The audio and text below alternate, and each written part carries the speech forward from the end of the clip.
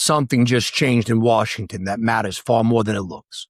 The Senate has delayed the Clarity Act, extending uncertainty for the crypto industry, just as Wall Street, major banks, and asset managers are accelerating their investment in digital asset infrastructure. That disconnect is what investors need to understand.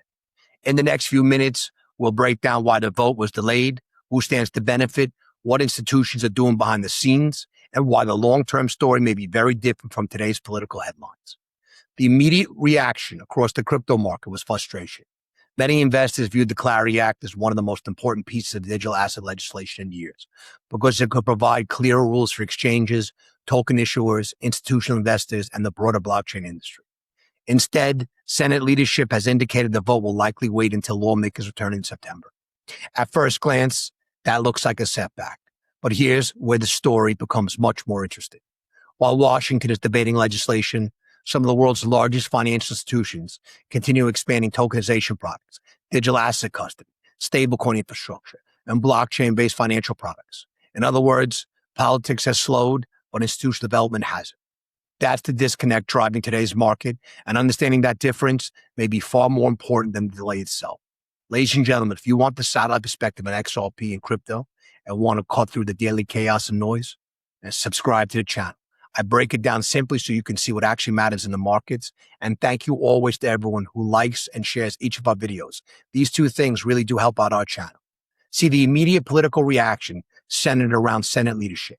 Several lawmakers had publicly stated that there was still enough time before recess to hold a vote. Others argued leadership simply chose not to force the issue. Supporters believe delaying the vote allows elected officials to avoid taking politically difficult position before an election season intensifies. Critics counter that legislation of this complexity requires additional negotiation to prove the final product. Regardless of where someone falls politically, one reality remains. The crypto industry once again finds itself waiting. But here's where it gets interesting. History shows that major financial transformations rarely move in straight lines. In fact, almost every revolutionary financial innovation has faced years of political debate before becoming widely accepted. During the 20th century, American financial markets look dramatically different than they do today. Disclosure standards were inconsistent. Investor protections varied widely. Public confidence was often fragile. The stock market crash of 1929 exposed significant weakness in financial oversight, eventually leading to sweeping reforms during the 1930s, including the creation of modern securities law and the establishment of the SEC. Those reforms were controversial. Businesses worried about additional regulation. Lawmakers debated the appropriate balance between innovation and investor protection. Yet decades later, those rules became one of the foundations that helped attract enormous amounts of global capital into American financial markets. Let that sink in. The lesson isn't that crypto is repeating the Great Depression. It isn't. The lesson is that transformative financial systems often require years of legislative refinement before they reach maturity. Today's crypto debate may eventually be remembered as a similar period of institutional construction. One of the most overlooked aspects of the Clarity Act discussion is that institutional adoption has not stopped while Congress debates. If anything, it has accelerated. Large asset managers continue launching digital asset investment products. Banks continue exploring tokenized deposits. Payment companies continue experimenting with blockchain settlement. Stablecoin infrastructure continues expanding. Institutional custody providers continue investing billions into security, compliance, and operational resilience. None of those projects suddenly pause because one Senate vote was delayed. No, that's an important distinction. Legislation influences confidence. Infrastructure determines capability, and capability continues improving every month. Now, this is what most people miss, unfortunately. Institutional investors rarely make billion-dollar decisions based on one political headline. They study long-term structural trends. They analyze where capital is flowing. They examine where technology is evolving. And increasingly, many of those signals continue pointing towards blockchain becoming part of the future financial system. President Donald Trump also weighed in on crypto during recent interviews, once again framing digital assets as part of the broader geopolitical competition. His central argument was straightforward. If the United States fails to lead in emerging financial technologies like crypto and artificial intelligence, other countries may seize that opportunity instead. Whether one agrees with that political framing or not, it reflects an increasingly common strategic argument appearing across governments, investment banks, and technological companies. Blockchain is no longer viewed simply as speculative internet money. It's increasingly discussed as financial infrastructure. That's a profound shift. 5 years ago, much of the conversation revolved around cryptocurrency prices. Today, discussions increasingly focus on payment rails, tokenized securities, programmable finance, cross-border settlement, and digital identity. The conversation itself is evolving, and that evolution may ultimately matter more than short-term price movements. Meanwhile, another fascinating development continues unfolding beneath the surface: institutional custody. For years, crypto culture emphasized self-custody. The famous phrase, "not your keys, not your coins," became one of the defining principles of digital asset ownership. That philosophy remains important for many participants. However, institutional investors often operate under completely different constraints. Pension funds, insurance companies, banks, endowments, sovereign wealth funds. These organizations don't simply prioritize control. They prioritize governance, insurance, operational risk management, regulatory compliance, internal auditing, segregated custody, disaster recovery, institutional grade security. Those requirements naturally create demand for highly specialized custodians capable of securing enormous pools of digital assets. As blockchain continues integrating into traditional finance, custody itself may become one of the industry's largest long-term businesses. Imagine attempting to build a nationwide highway network without agreeing on roadsides, speed limits, or traffic rules. Cars could still travel, roads could still exist, but commerce would remain inefficient. Eventually, standardized infrastructure transformed transportation into one of America's greatest economic advantages. Blockchain today resembles those early highways. The technology exists, traffic is increasing, but governments are still working to establish many of the common rules governing how everyone will operate on those roads. The highways continue expanding regardless. The regulations simply determine how efficiently the traffic ultimately flows. Another trend receiving surprisingly little attention involves artificial intelligence. Increasingly, technology companies envision a future where software agents, not humans, conduct enormous volumes of financial transactions autonomously. Imagine an AI system purchasing computing resources, negotiating cloud capacity, executing contracts, paying suppliers, managing inventories, all without direct human intervention. If even part of this vision materializes, financial infrastructure capable of processing enormous transaction volumes at machine speed becomes increasingly valuable. That doesn't automatically mean any specific cryptocurrency becomes dominant, but it does explain why so many major financial institutions continue investing heavily in blockchain research despite ongoing regulatory uncertainty. They're not simply preparing for today's market, no. They're preparing for tomorrow's economy. And tomorrow's economy may look dramatically different than today's. This is so important, ladies and gentlemen. Write that down. One executive recently described today's environment as an opportunity rather than a setback. Instead of viewing slower markets as periods to retreat, institutions increasingly describe them as periods to recruit talent, strengthen technology, improve products, and prepare for the next wave of adoption. History suggests that's exactly how many successful companies behave. They invest when excitement fades. They build while others wait. Because by the time optimism returns, the infrastructure is already in place. And that's precisely why investors should pay close attention, not only to legislation, but also to what the largest financial institutions continue doing behind the scenes. Because sometimes the headlines tell one story, while capital tells another. But if legislation has become delayed, does that actually change the long-term investment thesis? See, for many professional investors, the answer is more nuanced than the headlines suggest.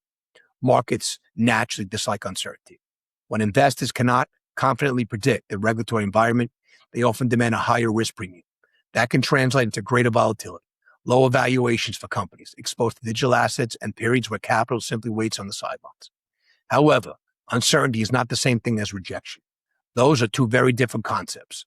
A delayed vote does not necessarily mean policymakers have abandoned digital asset legislation. Instead, it means the political process, which has always been messy, is taking longer than many market participants hoped. And if there's one lesson financial history teaches us repeatedly, it's that legislation almost always moves slower than technology. Innovation rarely waits for politicians. Technology advances, business adapt, consumers gradually change their behavior. Eventually, lawmakers update the rules to reflect the reality that already exists. The pattern has repeated itself countlessly through economic history. One of the biggest mistakes investors make is confusing short-term political headlines with long-term structural trends. A single Senate vote can move prices for a few hours. A regulatory framework can influence markets for decades. This is so important. Those are completely different time horizons and meanings. This is why institutional investors spend so much time separating noise from signal. Noise is today's headlines, signals the direction of capital flows over many years. This is why I always tell you, you've got to pay attention to what's quiet. In finance, what's quiet is like watching paint dry on the wall. It's beyond boring until it's finished. And then people are like, wow. And when you examine those capital flows, something fascinating appears. Despite periodic volatility, despite regulatory uncertainty, despite political disagreements, institutional participation has continued expanding. Large asset managers continue launching blockchain-related investment products. Banks continue experimenting with tokenized deposits. Payment companies continue investing in digital settlement systems. Technology companies continue integrating blockchain into broader financial infrastructure. That does not happen because institutions are chasing social media narratives. It happens because they believe the underlying technology may solve real-world financial problems. One area that has become increasingly obvious is tokenization. For years, cryptocurrencies were viewed primarily as speculative investments. Today, many of the world's largest financial institutions are talking about something much bigger. They're discussing tokenized treasury securities, tokenized money market funds, tokenized real estate, tokenized private credit, tokenized commodities, even tokenized ownership of infrastructure projects. The goal isn't simply creating digital versions of existing assets. The goal is improving settlement efficiency, reducing administrative costs, increasing transparency, allowing assets to move more quickly through financial markets. Some analysts believe tokenization could eventually become one of the largest transformations in capital markets since the introduction of electronic trading. Whether that timeline proves accurate remains uncertain, but what's difficult to ignore is the amount of institutional investment currently flowing into the area. Another trend worth watching is the continued expansion of stablecoins. Stablecoins rarely receive the same attention as Bitcoin or XRP because they generally aren't designed to appreciate dramatically in value. Instead, they function as infrastructure, digital dollars, settlement assets, liquidity bridges. Increasingly, banks, payment companies, financial technology firms are exploring how stablecoins could improve cross-border transactions, treasury management, and commercial payments. If tokenization expands significantly over the coming decade, stablecoins could become one of the foundational building blocks supporting that ecosystem, and legislation may influence that pace, but development continues regardless. One of the greatest economic revolutions of the 20th century wasn't glamorous. It was a new currency. It was a new stock exchange. It was the standardized shipping container. Before containerization, moving goods across oceans required enormous amounts of manual labor. Loading and unloading cargo could take days. Costs remained high. Trade moved relatively slow. When standardized containers were introduced, many initially underestimated their significance. But over time, containerization dramatically reduced transportation costs, increased efficiency, and helped accelerate globalization. Blockchain ultimately play a similar role in finance, not because consumers necessarily care about the underlying technology, but because infrastructure improvements often become invisible once they mature. Most people never think about shipping containers. They simply enjoy inexpensive goods arriving on store shelves. Likewise, future consumers may never think about blockchain. They'll simply expect money, securities, and financial assets to move instantly. One topic that generates significant discussions recently involves digital asset custody. Several industry participants have argued that institutional custody solutions may become increasingly important as blockchain adoption expands. Retail investors often value complete self-custody. Institutions often value operational security. Those aren't contradictory positions. They're simply different approaches serving different participants. Think about traditional finance. Very few large pension funds physically store billions of dollars worth of securities themselves. They rely on highly regulated custodians with extensive operational controls. Digital assets may gradually evolve along similar lines. Rather than replacing self-custody, institutional custody may simply expand the range of options available. That evolution could encourage additional participation from organizing and managing enormous pools of capital. Artificial intelligence adds another fascinating dimension to this discussion.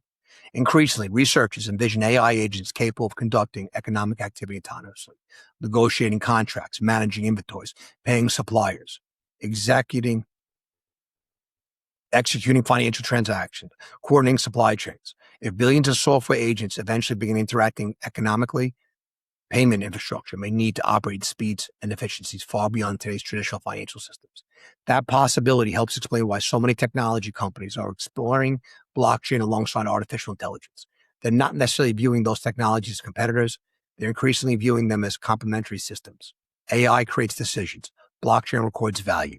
Together, they could reshape how digital commerce functions over the coming decade.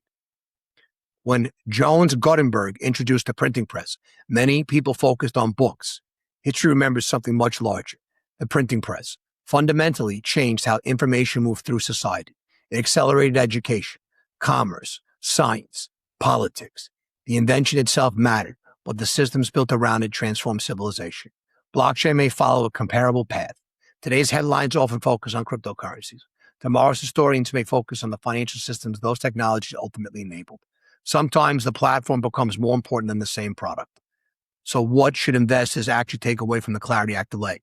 First, recognize that political setbacks are not unusual during periods of technological transformation. Second, distinguish between price action and structural progress. Those are not always moving in the same direction. Third, pay close attention to what institutions are building, not simply what politicians are debating. Capital often reveals the future before headlines do. Finally, remember that successful long-term investing has historically required patience. Many experienced investors emphasize dollar cost averaging, diversification, and maintaining conviction through periods of uncertainty rather than attempting to perfectly time every headline. No strategy guarantees success. Every investment involves risk, but history consistently shows that wealth is rarely built by reacting emotionally to every short-term development. It's more often built through discipline, research, and allowing compounding to work over time. The Clarity Act may have been delayed. Markets may remain volatile. Political negotiations may continue for weeks or even months. But none of those realities erase the larger structural trends unfolding beneath the surface. Banks continue investing. Asset managers continue building. Tokenization continues expanding. Stablecoin infrastructure continues maturing. Artificial intelligence continues accelerating. Institutional custody continues evolving.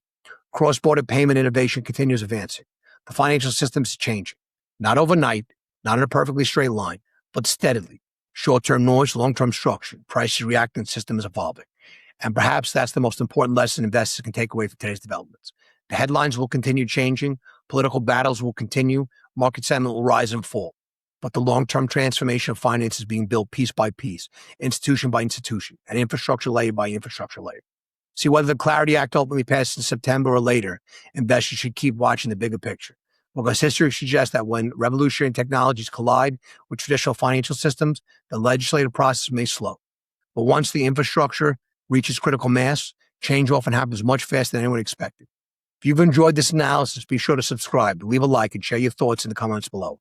Do you think the delay in the Clarity Act meaningfully changes crypto's long-term outlook, or is this simply another temporary chapter in the evolution of digital finance? As always, thank you for watching. I'll see you in the next video. Hope everyone's having a blessed day. Happy Friday, everybody. I want to welcome all the new members of the Patreon, the Crypto Public Desk Monthly, all the new members of the membership channel. Ladies and gentlemen, one good tip from the pits can easily pay for your entire year subscription. If you want the deeper macro research and you want to learn how to take advantage of all this, come and join over 650 actives and traders invest inside the Patreon. See, everyone's watching headlines. Well, almost nobody's watching what actually matters. Every single day, financial media delivers another headline designed to make you emotional. New all-time high, AI stocks surge, markets rally, markets crash. But here's the problem. Headlines don't make money. Data does. And the biggest opportunities almost never begin with the story everyone's talking about. They begin underneath the surface. That's exactly what today's market pulse is telling us. When you stop looking at CNBC headlines and start looking at positioning data, institutional flow reports, relative performance, cross-asset relationships, and macro liquidity, the picture becomes dramatically different. For example, everyone's celebrating the NASDAQ rebound. Sure, the index has bounced, but the market's quietly telling a much more cautious story. The NASDAQ has only retraced roughly half of its recent bullish move and remains trapped inside a very defined trading range. That means institutions still haven't committed to a decisive breakout. That's so important, ladies and gentlemen. You should write that down. That's important because markets don't move simply because prices go higher. They move because capital relocates. Professional investors don't ask, is the NASDAQ green today? They ask, where is institutional money rotating? That's a completely different question. And when you begin looking there, the picture becomes fascinating. One of the biggest shifts over the past week wasn't actually inside the mega cap AI companies. It was underneath them. Retail investors were taking profits in hyperscalers after earnings. Microsoft, Amazon, some of the biggest winners were actually seeing money leave. Meanwhile, capital was rotating into memory stocks, semiconductors, companies, and broader technological ETFs.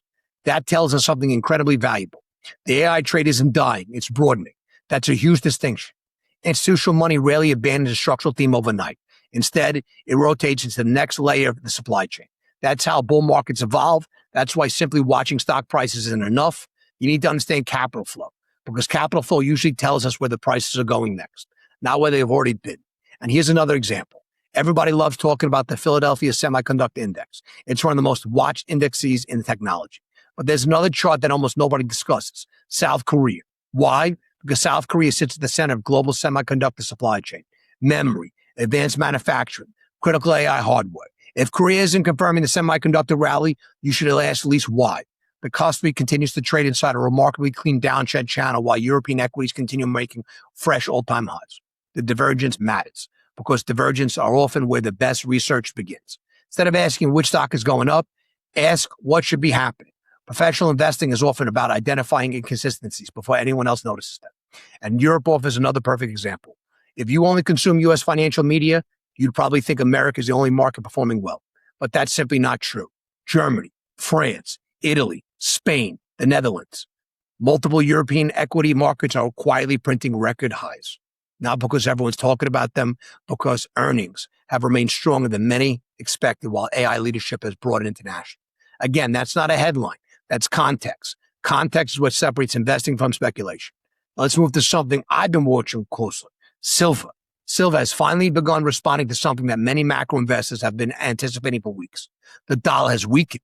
Managed money positioning has become surprisingly light heading into August. Following a more dovish Federal Reserve backdrop alongside yen intervention, weaker oil prices, fresh buying appears to have returned to precious metals, especially silver. Now think about that for a second.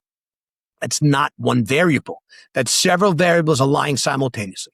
Dollar weakness, positioning, macro policy, currency intervention, commodity pricing. This is why serious market analysis can never rely on a single chart. Markets are ecosystems. Everything connects. Currencies influence commodities. Commodities influence inflation. Technology influences rates. Rates influence valuations. Valuations influence capital flows. Capital flows influence prices. If you're only watching one piece, you're missing the entire puzzle. And honestly, that's where most investors get into trouble. They focus almost exclusively on prediction instead of preparation. The best investors don't need to predict every move. They simply understand probabilities better than anyone else. That's why I spend every morning reading institutional research than social media. Flows, positioning data, macro strategy, cross-asset correlation, semi-sentiment indicators, relative performance, liquidity conditions, because that's where conviction comes from. Not opinions, not emotion, data, real numbers, positioning, real probability. Anyone can tell you that AI is exciting. That's easy.